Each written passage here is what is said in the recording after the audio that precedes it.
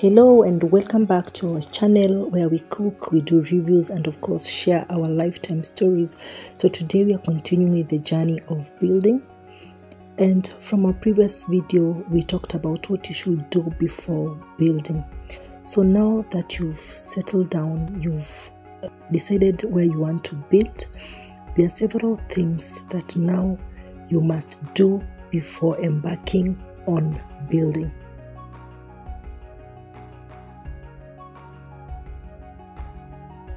There were several factors that we are looking at, from the weather, the access roads to the place that you want to build, the amenities, if there is water that you'll use for building, and we are also looking at how easy it is to access the place that you are going to build. So these are very important things that we mentioned in our last video. So in this video we are going to talk about what next after you've identified where to build. Of course, you've done the paperwork and you have every document with you. Another very important thing to look at is you should call a surveyor to survey the land and for you to know where your land is and where the beacons should be placed. So just know your boundaries and where your beacons should be placed for you to be sure of the exact space or the exact measurement of your land. So with this, it will really help you to know how you're going now to design or where you're planning now to put your house. Of course, you've checked if the place is floody or swampy, you've checked on the road, you've checked on the accessibility of water, accessibility of electricity, and now you're good to go. So after the surveyor have put beacons, now you can now start thinking of planning of your land and where to put your different structures. Planning of how you intend your home to look like is very important, because by this you will identify or know the exact place to put your house. You can also identify a place where you want to put other structures like the gazebos, if you want to put them, like the swimming pools where your animals should be, where maybe you want to have your kitchen garden. It is very important to have a drawing of how you intend the outlook of your home to be like.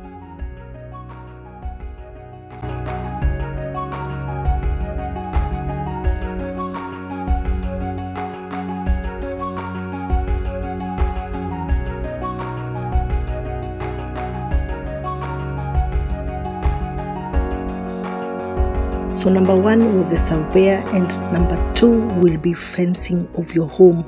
Now that you know where the beacons are, kindly fence your home for security reasons and just to have your place secured. Fencing is very important before you start building.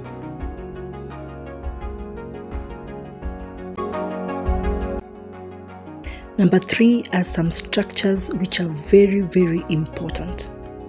You will need two very important structures before you start building, one of them being the outside latrine and the second one being the site house. The outside latrine will be used by your workers on site, and the site house will be used for keeping your materials, or even when you just visit the site abruptly, it's somewhere that you can use. And it's very important even for the materials that will remain, all the materials that come early before they are used. So the site house is very important. The outside latrine will be used even after you've finished building. It's a very essential structure to have, and your site house can be used later on, maybe for keeping your chicken, for keeping your pets. It's also a very important structure. So at this point, again, you can now start thinking of planting your trees, but while planting your trees, make sure that you leave enough space in your compound for the trucks. When they're bringing the materials, they should get enough space for them to get in and get your materials at your site. When you're planting these and you're doing your landscaping, these are very important thing to consider, because without these some of your flowers, some of your trees might get damaged by these trucks.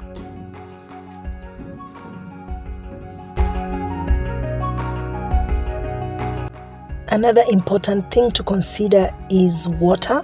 So during this time, you can drill your borehole, you can drill your well, you can also install your water tanks at this point, and you might even collect as much water from the rains to use them during your construction or any other use at your site.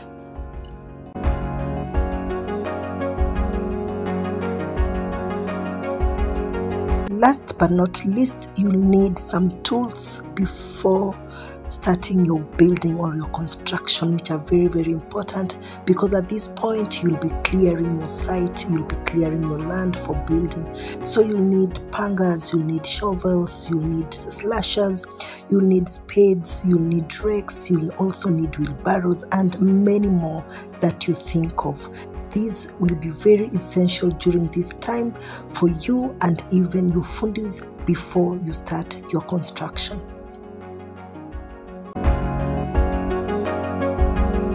So these are some of the things that I think you should consider before now embarking on the final journey of building. If there's anything that I've left behind, kindly comment down below, and see you on the next video.